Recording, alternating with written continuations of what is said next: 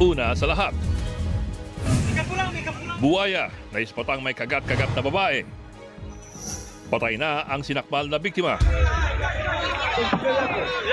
Makuha kaya ang bangkay mula sa nakakatakot na buwaya?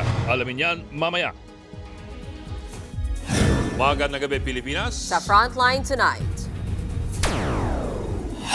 Dating Pangulong Rodrigo Duterte, Senator Bato de la Rosa, Bongo at iba pa nirekomenda ng House Quad Committee na kasuhan ng Crimes Against Humanity.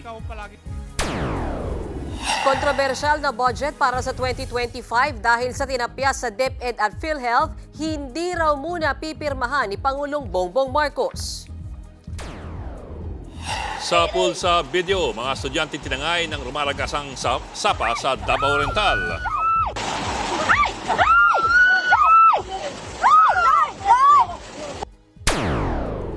Isa pang sa pulsa video, kotse, inararo ang 7 tao sa India. Ang bagitong driver niyan, timbog. Mary Jane Veloso, nakauwi na nga pero nakakulong pa rin. Posible pa raw ilipat sa maximum security compound ng koreksyonal. Sa showbiz naman, Rihanna nag-fangirling sa Christmas concert ni Mariah Carey. Nagpa-autograph pa sa dibdib.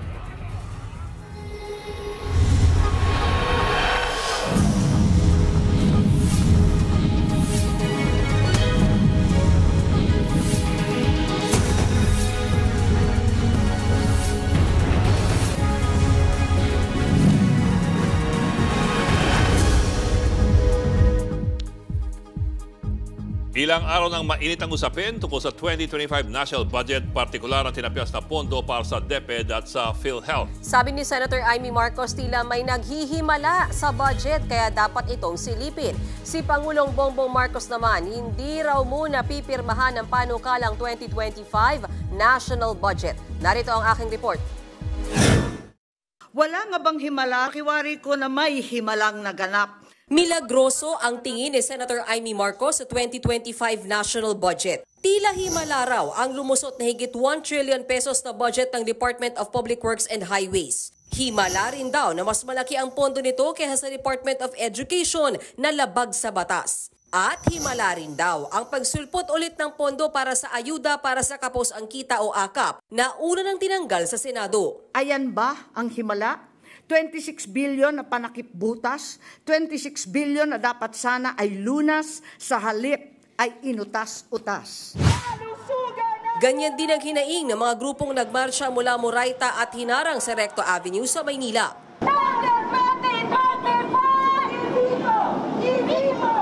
Kabilang sa mga nagrally si dating Finance Undersecretary Chelo Magno at ang chairman ng Nagkaisa Labor Coalition, Sonny Matula. Hindi na po talaga katanggap-tanggap itong ginagawa nila sa pera ng bayan. This is the highest form of corruption.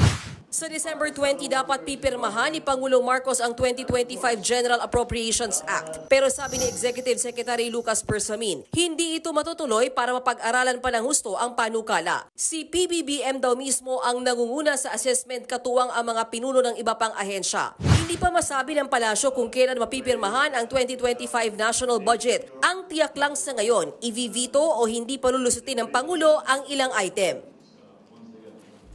Bistado ang droga sa maleta ng isang babaeng dayuhan sa NAIA. Tinakang ipuslit ang shabu na nagkakahalagang 63 million pesos. Yan at iba pa sa Frontline Report ni Gary De Leon.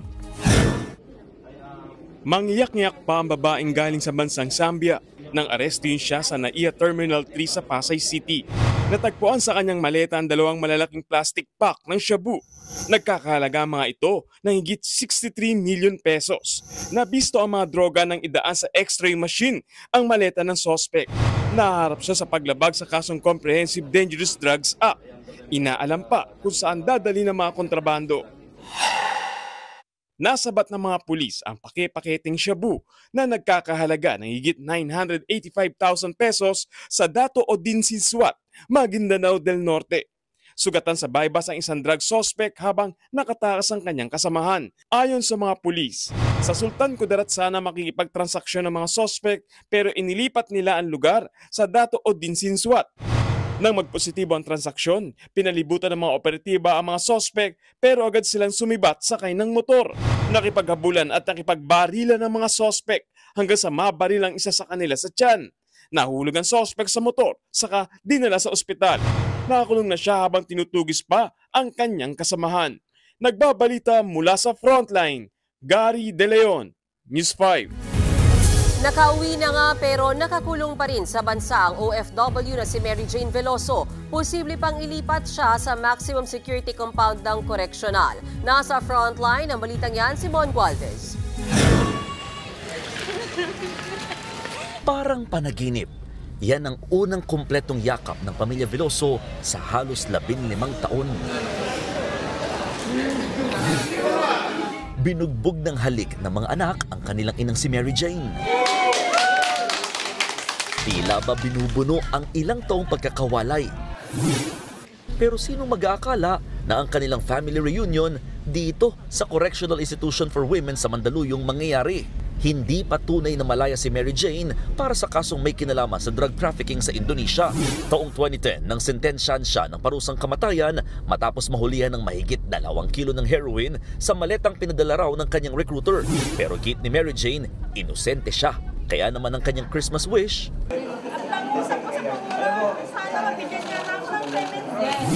ayon sa Department of Justice, nasa kamay ni Pangulong Bongbong Marcos ang tuluyang paglaya ni Mary Jane. Maaaring i-review ang halos 15 taon niyang record sa Indonesia para ma-avail niyang Revised Good Conduct Time Allowance o GCTA. Kapag nagkataon, maaaring mapasama si Veloso sa mga lalaya ngayong buwan o hindi kaya ay sa Enero ng bagong taon. Sa ngayon, sa correctional siya magpapalipas ng magdamag. Posible pang sa maximum security compound siya kulong dahil tinuturing na heinous crime ang binubuno niyang kaso na drug smuggling. Nakiusap naman ang pamilya ni Veloso na huwag siyang ilipat sa maximum security dahil nandoon ang kanyang recruiter. Pero sagot ng Bucor, maaari nilang ilipat ng ibang kulungan sa Davao o sa Palawan ang recruiter ni Mary Jane. Sa December 24, papayagan siyang makasama sa salo-salo ang kanyang pamilya bilang diwa ng Pasko. Nagbabalita mula sa Frontline, Mon Gualvez, News 5. Pinakakasuhan ng House Squad Committee ng Crimes Against Humanity si dating Pangulong Rodrigo Duterte kaugnay ng madugong war on drugs. Damay rin ang kanyang mga kaalyado na sina Senador Bongo at Bato de la Rosa. Nasa Frontline ng balitang yan si Marian Enriquez. Representative Luis Tro. Matapos ang 4 na buwang pag-iimbestiga, iprinisinta ng House Squad Committee sa plenaryo ang kanilang progress report kaugnay ng POGO, illegal drug trade at extrajudicial killings sa kasagsagan ng war on drugs ng nakaraang administrasyon. Ang kanilang rekomendasyon, kasuhan sina dating Pangulong Rodrigo Duterte, Senator Bongo at Bato de la Rosa at iba pa dahil sa paglabag sa RA 9851 o ang Crimes Against Humanity kaugnay ng madugong drug war. Bunso dito ng mga alegasyong mayroong death squad at kahit pa raw libo-libo ang namatay noon, hindi naman daw ito ganoong nakatulong sa problema ng bansa pagdating sa droga. Wala pang tugon ng dating Pangulo pati na sina Go at De La Rosa. The most chilling revelations, Mr. Speaker, pertains to the extrajudicial killings that have scarred our nation's history. The investigations brought to light a harrowing narrative of abuse of power and institutional impunity during the Duterte administration.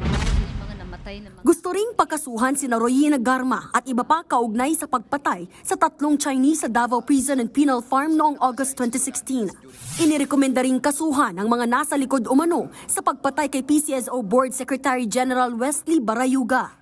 Kabilang pa rin dyan si Garma at ilang dati at kasalukuyang police official. Pagdating naman sa iligal na droga, gusto ng komite na mas tutukan pa ang investigasyon kay Davao City Representative Paulo Duterte pagdating sa umano'y koneksyon niya sa iligal na droga. Bukod sa kanya, inirekomenda rin ng malalimang investigasyon sa 6 na iba pa, pati na sa dating Presidential Economic Advisor na si Michael Yang at 3 iba pa. Pagdating naman sa iligal na operasyon ng POGO, pinaiimbestigahan din sina dating Presidential Spokesperson Harry Roque na umalis sa bansa, pati na si dating Bamban Tarlac Mayor Alice Go at Cassandra Leong. Gayon din sina Tony Yang at Hong Jiang Yang na mga kapatid ni Michael Yang. Kasunod nito, isinusulong din ng komite ang pag-classify at pagpaparusa sa extrajudicial killings bilang isang heinous crime, pati na ang pagbabawal sa lahat ng uri ng offshore gaming operations sa bansa at pagpaparusa sa mga lalabag. Nagbabalita mula sa Frontline, Marian Enriquez, News 5. Kaugnay ng balitang yan, sinabi ni Senator Bongo na hahayaan niya sa korte ang rekomendasyon ng Quadcom. Taong bayan na lang daw ang humusga. Sa matagal na panahon, iniugnay natin ang issue ng crimes against humanity sa International Criminal Court o yung ICC. Ito kasing reklamong kinakaharap ngayon ni dating Pangulong Duterte sa ICC. Pero hindi kasi alam ng marami, meron po tayong sariling batas tungkol dito. Ang Republic Act 9851, pinirmahan noong panahon ni Pangulong Gloria Arroyo noong December 2009. Ito po ang mga pinaparusahan ng batas na ito. Ang paglabag sa international humanitarian law, genocide at ang crimes against humanity. Simulan po natin dun sa crimes against humanity dahil yun po ang nirekomendang kaso ng Quadcom laban kay dating Pangulong Duterte. Medyo malawak po ang definisyon nito sa Section 6. Ito po ang sistematikong pag-atake sa mga sibilyan na maaaring gawin sa mga susunod na paraan. Nariyan po ang willful killing, extermination, enslavement at deportation, severe imprisonment at torture, rape and sexual slavery, persecution at enforced disappearance, apartheid at mga aksyon na nagdudulot ng malawakang pagdurusa. Ang Section 4 naman ay tungkol sa war crimes sa mga krimen na nangyari sa gitna po ng giyera. Ang Section 5 naman ay tungkol po sa genocide o yung pagsira sa isang national, ethnic, racial o religious group. Mahalaga po rito ang Section 8, ang criminal liability. Nakasaad kasi sa batas na ito ng isang tao ay may pananagutan hindi lamang kung siya ang gumawa ng krimen, pero kung siya rin ang nag-utos o nag-udyok sa iba na gawin ng isang krimen. Sa Section 10 naman, may pananagutan din ang superior bilang isang principal kung hindi siya o hindi niya nakontrol ang kanyang mga tauhan o kaya hindi siya nagtatag ng mga patakaran para hindi po mangyari ang isang krimen. Ang parusa sa malubhang paglabag ng batas na ito ay ang reklusyon perpetua at danyos na hanggang 1 milyong piso. Maaaring kumpiske ng mga assets o pag-aari ng nahatulang guilty. Ngayon, ang tanong, kung may ganun tayong batas, paano pa ang reklamong kinakaharap ng dating Pangulo sa ICC? So, sino ang may jurisdiksyon? At ito po ang isa pang importanteng probisyon. Sa Section 17 ng batas, nakalagay kasi na maaaring magbigay daan ng Pilipinas kung sakaling meron ng isinasagawang investigasyon o prosekusyon sa parehong kaso ang ibang international tribunal. Kung ganon, mariraw isurrender na lang ng Pilipinas ang isang suspect sa international court na nauna nagsasagawa ng investigasyon. Kaya't yan po ngayon ang mahalagang tanong, kung saan po posisyon ng gobyerno ng Pilipinas kung tuluyang sasampa ng ganitong kaso ang dating Pangulo sa sarili niyang bayan. Sa pool sa CCTV ang grupo ng mga tirador ng e-tap machine sa Quezon City. Kabilang sa kanilang isang menor de edad. Nasa frontline ng balitang yan si Brian Basa. Nitong nakaraang Huwebes nang mahagip sa CCTV ang dalawang lalaki sa harap ng isang grocery store sa barangay North Fairview, Quezon City. Dumiretso sila sa pwesto ng e-tap machine na ginagamit sa pagbabayad ng bills at money transfer. Hindi na makita sa CCTV pero sa pilitan na pala nilang binuksan ang e-tap machine at kinuha ang pera nito. Sumibat kalaunan ang mga kawatan. Naulit pa ang insidente nung nakaraang Sabado sa isa pang grocery store sa Dollar Street. Makikita sa CCTV ang pagparada ng isang motorsiklo. Bumaba ang dalawang lalaki at pumunta sa e-tap machine. Pero ang inaakalang Paskong masaya, sa kulungan ang bagsak. Natunton ng mga tauhan ng Fairview Police Station ang 4 na suspect sa Junji Street at agad silang nadakip. Kabilang sa mga sangkot ang isang menor de edad. Nakuha sa kanila ang ilang pyesa ng e-tap machine at ang mga motor nilang ginamit pantakas. Nang tanungin ang mga suspect. Inaudyokan lang po ng tropa na sumama sa ganun lakad. Wala pong maisip na paraan napagplanuhan lang po na baka sakaling nakukuha ng pera doon. Nahaharap ang 3 inaresto sa reklamong robbery habang nasa pangangalaga naman ng Barangay Council for the Protection of Children ang kasamahan nilang menor de edad. Nagbabalita mula sa Frontline, Brian Basa, News 5. Malamig naman daw ang boses ng isang lalaking bumibirit sa karaoke sa Cebu. Pero tila pinag-initan siya ng grupo ng mga lasing at sinaksak siya ng basag na bote. Nasa frontline ng balitang yan, John Aroa. Dako kayo eh. Dako. Duguan at may malaking sugat sa leeg ang 31 anyos na construction worker na si Menji Ayuda sa Lapu-Lapu City, Cebu. Ganyan ang kalagayan niya matapos siyang atakihin ng grupo ng nag-iinuman sa isang bar. Kwento ni Menji, katatapos lang niyang kumanta sa videoke sa bar nang lapitan niya ang grupo para makipagkaibigan. Doon na raw siya biglang hinampas ng bote ng alak. Di pa nakontento ang mga suspect at sinaksak pa siya ng nabasag na bote. Pagkanta na ko, sir. Nung kumanta ko, parang nagugustuhan nila dahil marunong ako ng konti kumanta. Pagkatapos kong kumanta, doon na nila ako hinampas. Walang ideya si Menji kung bakit siya hinampas. Natahi na ang sugat niya sa leeg at mukha at nagpapagaling sa ospital. Agad namang tumakas ang mga suspect matapos ang engkwentro. Sa tingin ko, pinagtripan lang talaga nila ako o di kaya kinaiingitan. Basta, yung iniisip ko, kasi wala akong kasalanan sa kanila. Masakit sa dibdib, muntik na akong mamatay. Tutuusin, gusto ko lang sana magsaya nun. Ayon sa may-ari ng bar, hindi naman nagkaroon ng pagtatalo ang biktima at mga suspect bago ang insidente. Kaya sa tingin niya, posibleng nairita ang mga suspect sa boses ng biktima sa pagbirit ng kantang Chances ng bandang Air Supply. I think they got irked of the music na his song. Siguro kuan kayo kanang very irritating siguro. Patuloy ang backtracking sa mga CCTV sa lugar at mga testigong posibleng makapagturo sa mga sospek. Nagbabalita mula sa frontline, John Aroa, News 5. Sobrang lamig na sa Baguio City. Ramdam na nga ang Christmas feels. Pero kung anong inilamig ng panahon, siya namang init ng ulo ng ilan dahil sa sobrang traffic. Nasa frontline ng balita niyan si Laila Pangilinan. 15.2 degrees Celsius. Yan na ang pinakamababang temperaturang na-record sa Baguio ngayong taon.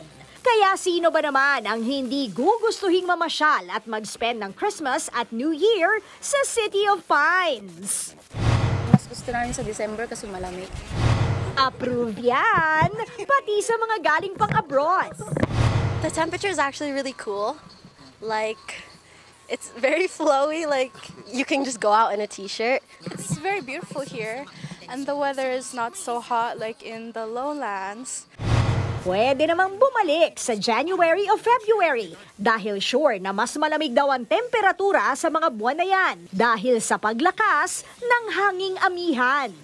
Pero kung anong inilamig ng panahon, siya namang init ng traffic sa dami ng namamasyal at nagki-Christmas shopping. Grabe, siksikan ng tao pag Christmas.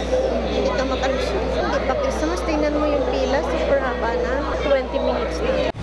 Pati paghahanap ng parking, pahirapan. 30 minutes ako umiikot eh. 30 minutes na. Umikot. Kaya na ako.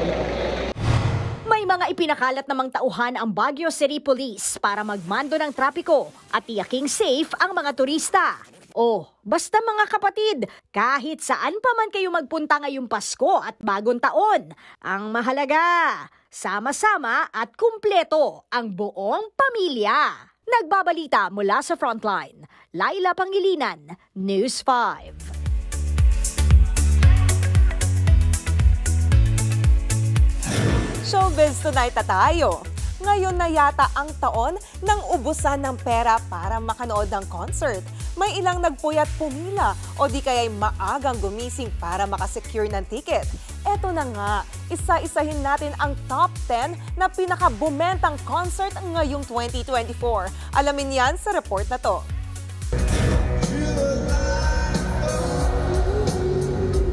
Nothing beats the concert experience. Lalo pa kung idol mo ang nagpe-perform.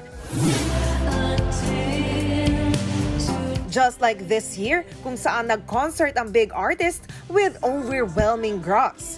Top 10 dyan, si Queen of Pop Madonna na kumita ng $178 million o mahigit 10.4 billion pesos. Para yan sa kanyang The Celebration Tour na natapos last May. Ayon yan sa datos ng international music publication na Pollstar.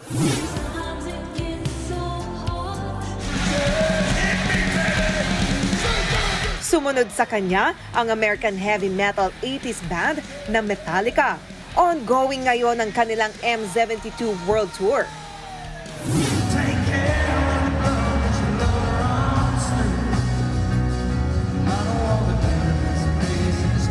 Entering the 8th spot, ang 66 Grammy winner and country singer na si Zach Bryan. Almost $200 million ang kinita niya sa kanyang ongoing Quitting Time Tour.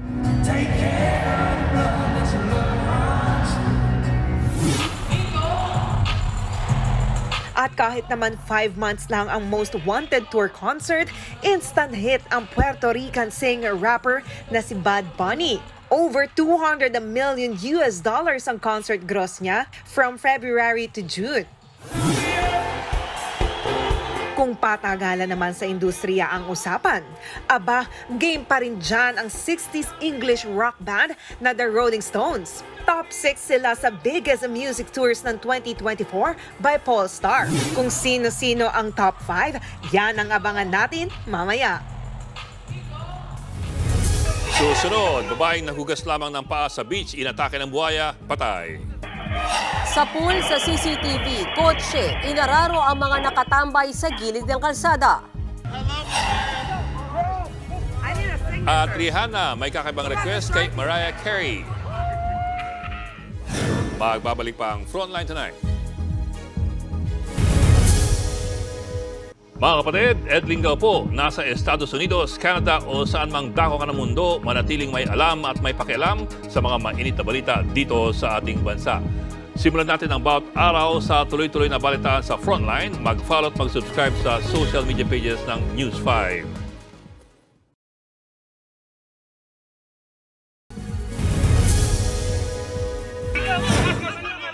Ang inyong napapanood ay ang naispatang 13 talampakang buhaya sa North Sumatra sa Indonesia. Pinagkagulan yan dahil may kagat-kagat itong bangkay ng isang babae.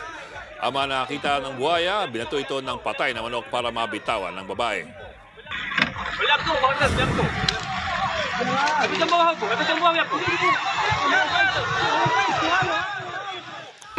Base sa investigasyon, maghuhugas lang ng paa sa beach ang babaeng biktima nang bigla siyang nawala. Hanggang sa makalipas ang 1 oras ay lumitaw ang buwaya. Kalauna nahuli ito at namatay matapos barili ng residente. Nauli na naman ng biktima ang kanyang 4 na anak. Nasagip ang 10 babae, kabilang mga menor de edad na binubugaw umano sa isang bar sa Pangasinan. Mismo mga staff ang nag-aalok daw sa mga parokyano kapalit ang 2,000 piso. Nasa frontline na balitang yan, Elaine Pulencio. Upo muna kayo. Sa NBI kami at sa DSWD, okay? Sinalakay ng mga ahente ng NBI Alaminos District Office ang bar na ito sa Alaminos City, Pangasinan. Napag-alamang talamak ang pambubugaw sa bar. 10 babae ang nasagip, kabilang ang 7 mga minor de edad na nasa edad 14 to 16 years old. Bakit may bata dito? Naabutan din ng mga otoridad ng isang bata na kalong-kalong pa ng kanyang nanay sa loob ng bar. Ayon sa NBI, sa halagang 1,500 pesos hanggang 1,700 pesos, ibinubugaw ang mga minor de edad. Ang siste, mismong mga staff pa ng bar ang mag-aalok sa mga customer. Pag pupunta ka doon, i-offer nila. Yung mga waiters, yung mga cashier, sila po yung mag-a-approach sa mga clients, tapos sasabihin na may available kaming ganito. Ang ilan sa kanilang mga nasagip galing pa sa Maynila, Cavite at Bulacan. Posible rin daw na pinilit lang ang mga nasagip na magbenta ng katawan kapalit ng pera. Yung pinapakita nilang ID sa amin is food handler po ang nakasulat. Pero in truth, mga GRO po sila. And yun nga po, sinabi nila if mag-offer, ganito yung mapapasayo. Arestado ang may-ari ng bar, mga waiter at cashier. Naharap sila sa reklamong paglabag sa Expanded Anti-Trafficking in Persons Act. Posible ring sampahan ng reklamong child abuse ang may-ari ng bar. Nasa pangangalaga na ng DSWD ang mga nasagip na biktima na sasailalim sa psychosocial counseling. Nagbabalita mula sa Frontline, Elaine Fulgencio, News 5. Tinangay ng rumaragasang sapa ang ilang estudyanteng tumawid sa nasirang tulay sa Davao Oriental. Ang buong pangyayari nasa pulsa video sa Frontline Report ni Faith Del Mundo. Maingat na tinatawid ng mga estudyanteng ito ang kawayang tulay sa gitna ng rumaragasang sapa sa Caraga, Davao Oriental. Kasama nila ang ilang guro papunta sa kanilang paaralan. Nang biglang bumigay ang kawayan. 3 estudyante ang hindi pa nakakatawid. Ang isa tumama sa bato kaya hindi na siya tuluyang tinangay ng agos.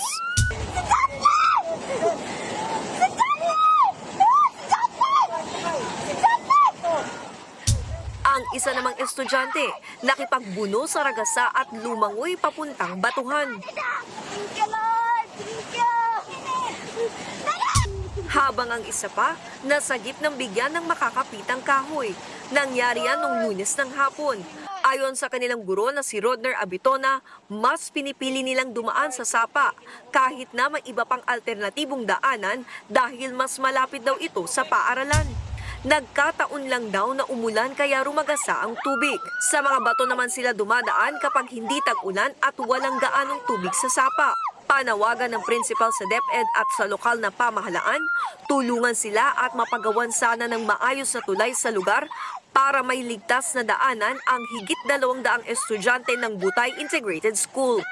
Nagbabalita mula sa Frontline, Faith Del Mundo, News 5.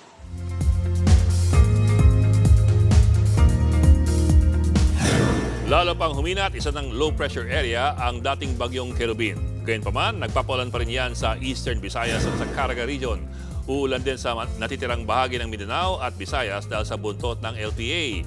Ayon sa Metra, posibleng dumaan ng LPA sa pagitan ng Visayas at Mindanao bago nito tumbukin ang Palawan. Sabi ng Pag-asa, oras na dumaan ito sa West Philippine Sea ay posibleng itong lumakas at maging bagyo muli. Samantala, may tsansa ring umulan sa Katimugang Luzon dahil po sa shear line.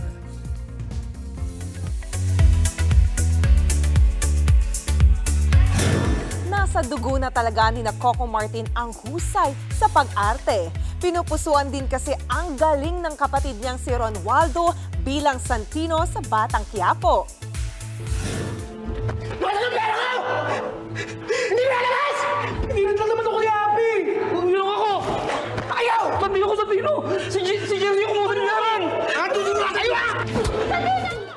Ang eksena, kinompronta ni Santino sina Jersey at Happy tungkol sa nawawala niyang pera hanggang sa nagbakbakan na sila. Maraming napabilib dyan kay Ronaldo. Nakakapagtaka pa ba yan? In fact, nanalo nga siyang Best Actor sa Harlem Film Festival para sa 2016 film na Pamilya Ordinaryo. Ang lupet, di ba?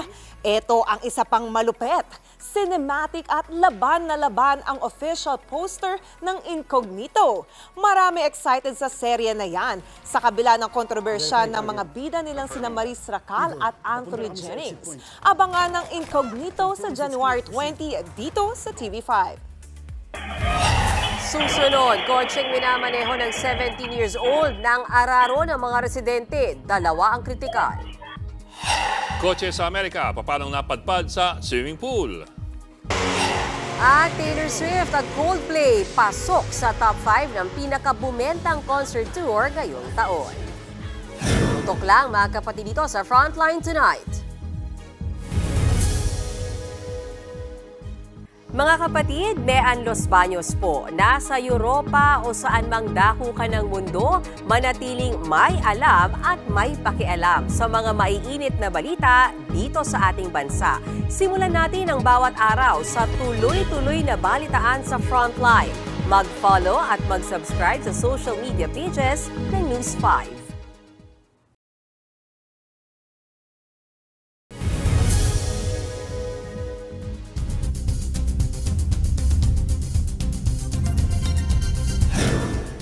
Nahulog sa pool ang kotseng yan sa isang fitness center sa California sa Amerika. Base sa investigasyon, sumadsad ang kotse sa glass wall at saka nahulog sa pool. Mabuti na lang walang ibang tao sa loob ng fitness center nang mangyari ang aksidente. Nakalabas naman ang driver ng kotse bagamat nagtamo siya ng minor injuries. Sa India naman, 2 ang kritikal, kabilang ang isang bata matapos sagasaan ng humaharurot na kotse. Ang kaskaserong driver, minor de edad pala. Natong Frontline News Abroad. Grabing aksidente. Ang daming taong inararo ng kotseng yan. Balikan natin kung sino-sino sila. Sa umpisa ng video, makikita ang 4 na lalaking nag-uusap sa gilid ng kalsada sa Delhi, India. Meron ding lalaking may kargang 7 taong gulang na bata at isang rider. Lahat sila hindi nakaiwas sa humaharurot na kotse. Sa investigasyon, natuklasang 17 years old pala ang kaskaserong driver. Agad siyang inaresto, lalo't kritikal ang kondisyon ng 2 sa kanyang mga nasagasaan, kabilang ang bata. Kasalukuyan silang nasa ospital. No comment ang bagitong driver. Nagbabalita mula sa Frontline, Gio Robles, News 5. Kinasuhan ng murder ang suspect sa pagpatay sa isang CEO sa Amerika. Pero isang grupo ang kumakalap ngayon ng pondo para tulungan siya sa kanyang kaso. Higit $100,000 o halos 6 na milyong piso ang nalikom ng grupo na naniniwala raw sa patas na legal representation. 11 counts ang isinampa laban kay Luigi Mangione, kabilang ang first-degree murder at murder as a crime of terrorism. Dahil yan sa pagpatay niya sa executive ng United Health Group na si Brian Thompson sa Manhattan, New York.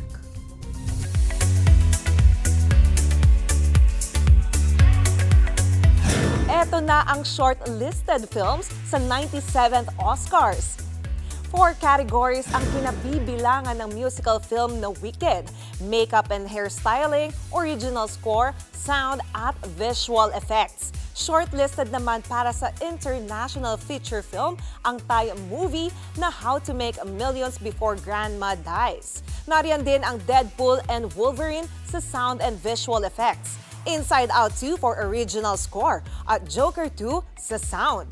Bigo naman makapasok ang presidential campaign docu ni former Vice President Leni Robredo sa Best International Feature Film na And So It Begins. Sa March 3 sa Los Angeles, Amerika ang awarding ceremony ng Oscars. Abangan ang 5 biggest music tours ngayong taon, kabilang ang bandang Coldplay at si Taylor Swift. At Rihanna nagpa-autograph kay Mariah Carey sa kanyang dibdib. Tuloy-tuloy ang balitaan dito sa Frontline Tonight.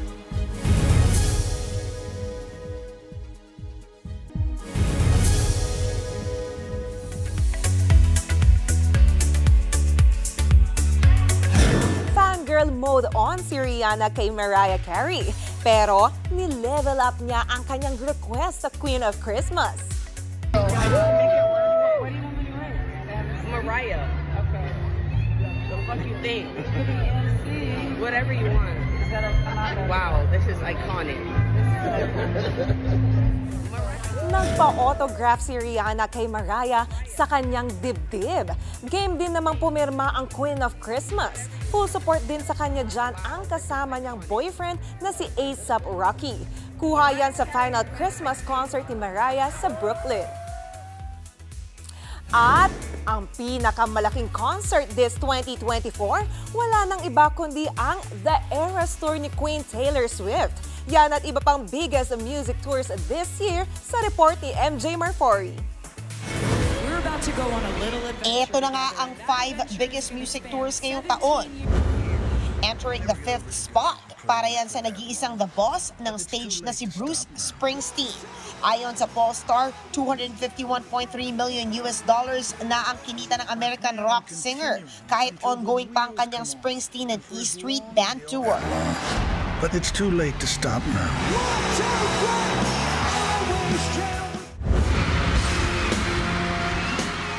Up for the battle din sa concert scene ang Latin America, gaya ng Mexican singer na si Luis Miguel.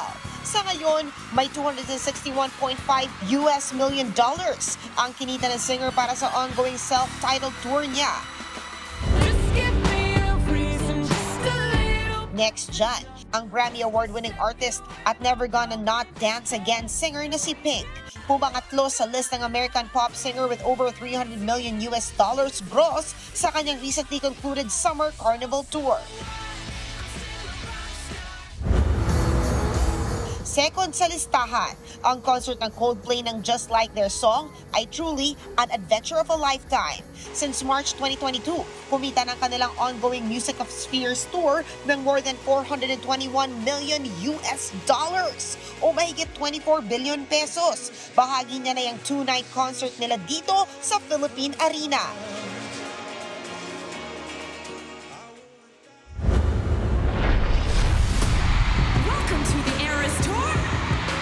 At ito pa, ang biggest tour ng taon.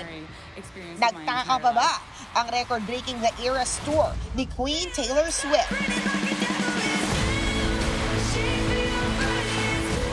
Si Taylor lang ang kumita ng bilyones this year mula sa World Tour.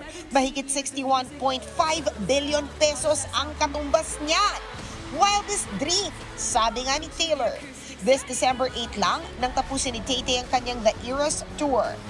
This has been the most extraordinary experience of my entire life. Nagbabalita mula sa Frontline, MJ Marfori, News 5. At yan ang latest and hottest sa Frontline Showbiz tonight. Ako si Johnny Alipon. Happy Wednesday mga kapatid.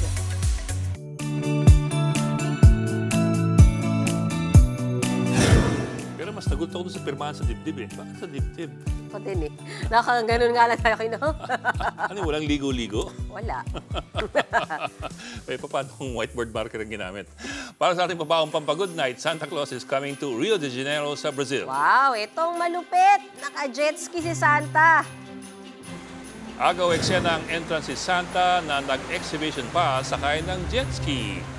Binisita niya ang 50 bata at kanilang mga magulang sa isang komunidad. Siyempre, di pwedeng hindi mamimigay ng mga regalo si Santa. Meron pa nga mga napaiyak sa sobrang tuwa. Ang binisita ni Santa ay ang mga batang may cerebral palsy, autism at Lupang syndrome.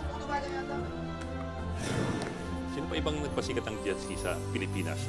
May isang dilubyo minsan, may nag-jet ski na politiko. Alam mo yun? Si Dito Lapid ba yun? Ano? Ah? Ano ba? Alam ko lang nangako si Digong. Iba pa yun. Iba pa yung nangako si Digong. Hindi tuloy yun. Oo, nangako lang. Hindi kailangan to pa rin. Nangako na nga. Kayo naman. Sinabi niyo. Anyway, baka matrol tayo mga kapatid. 7 days na lang at Pasko na. Isang linggo. Yan po ang 45 minutes ng pag-ibang sa lagang headlines. Balitaan at diskusyon para sa paghubog ng matalinong opinyon. Kami yung kasangga sa pagbabalita. Ako po si Mean Basbanyo. Ako na po si Adling Cao. Magandang gabi.